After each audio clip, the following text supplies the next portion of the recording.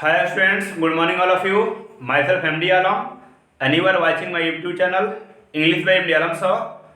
I welcome you all in my channel. In this video, we will read voice, which is a very important topic for English grammar. आज हम इस video में voice के बारे में जानेंगे, जो कि अपने आप में एक बहुत ही इम्पोर्टेंट टॉपिक है। इस वीडियो में हम लोग जानेंगे वॉइस किसे कहते हैं, इसके कितने काइंड्स होते हैं और इनके काइंड्स को हम लोग डिटेल में पढ़ेंगे। तो सबसे पहले हम लोग जानेंगे वॉइस किसे कहते हैं। It means definition of voice. Voice is the form of verb which shows either the subject does something in the sentence or something happens on the subject itself. In Hindi voice क्रिया का वह रूप होता है जो यह दर्शाता है कि वाक्य में सब्जेक्ट कोई काम करता है या स्वयं सब्जेक्ट पर ही कुछ घटित होता है। यानी वॉइस होने के दो फीचर्स हैं, दो शर्तें हैं। या तो सब्जेक्ट सेंटेंस में कोई काम करे तब वो वॉइस कहलाएगा, और नहीं तो स्वयं सब्जेक्ट पे कोई क्रिया हो, कुछ घटित हो, तब उसको हम वॉइस बोलेंगे। For example, he it's a mango. इस सेंटेंस में ही सब्जेक्ट है और इसमें जो है खाने काम हो रहा है और ही जो है आम खाने काम कर रहा है, तो ये एग्जाम्पल जो है वॉइस का होगा।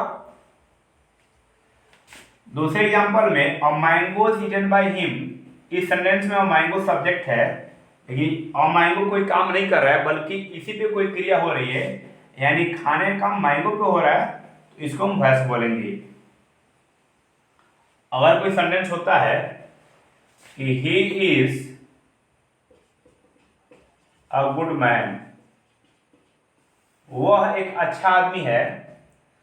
अब इस सेंटेंस में न तो सब्जेक्ट कोई काम कर रहा है और न ही सब्जेक्ट पे कोई क्रिया हो रही है, तो ऐसे सेंटेंस को हम वॉइस नहीं कहेंगे और इसका वॉइस नहीं चेंज होगा, न तो इसका एक्टिव होगा और न ही इसका पैसिव होगा। यानी हर सेंटेंस का वॉइस चेंज करना पॉसिबल नहीं है। यदि सेंटेंस वॉइस के फीचर्स को फॉलो करता है तब उसे हम एक्टिव या पैसिव वॉइस में बदल सकते हैं। यानी यदि किसी सेंटेंस को हमें वॉइस चेंज करना है तो सबसे पहले सेंटेंस को हम जज करेंगे कि whether sentence belong to the voice और नॉट, या फिर वो सेंटेंस जो है वॉइस के फीचर्स को फॉलो करता है कि नहीं है, तब उसको हम उसे एक्टिव या पैसिव वॉइस में बदलेंगे। Now let's see the kinds of voice. अब हम लोग वॉइस के भेद को जानेंगे। There are two kinds of voice, active voice and passive voice. Active voice in Hindi कर्तृवाच and passive voice in Hindi कर्मवाच। So let's see active voice. Active voice किसे कहते हैं? A form of verb is said to be in active voice when the subject does something in the sentence. क्रिया का वह रूप, क्रिया के उस रूप को हम एक्टिव वॉइस में होना समझते हैं जब वाक्य में सब्जेक्ट कोई काम करता है। For example, he it's a mango, वह आम खाता है, और इसमें ही सब्जेक्ट है और ये कोई काम कर रहा है। कौन सा काम कर रहा है? खाना काम कर रहा है।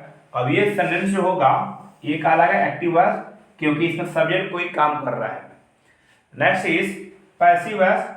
अ form of verb is said to be in passive voice when something happens on the subject itself.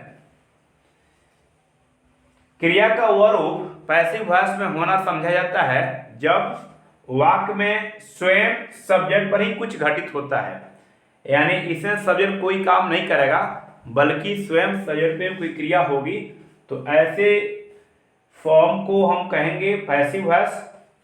For example, a mango is eaten by him. अब इस सेंटेंस में मैंगो सब्जेक्ट है और ये मैंगो कोई काम नहीं कर रहा है बल्कि इसी पे कोई क्रिया हो रही है, यानी खाने का काम इसी पे किया जा रहा है, तो इसको हम वॉइस बोलेंगे।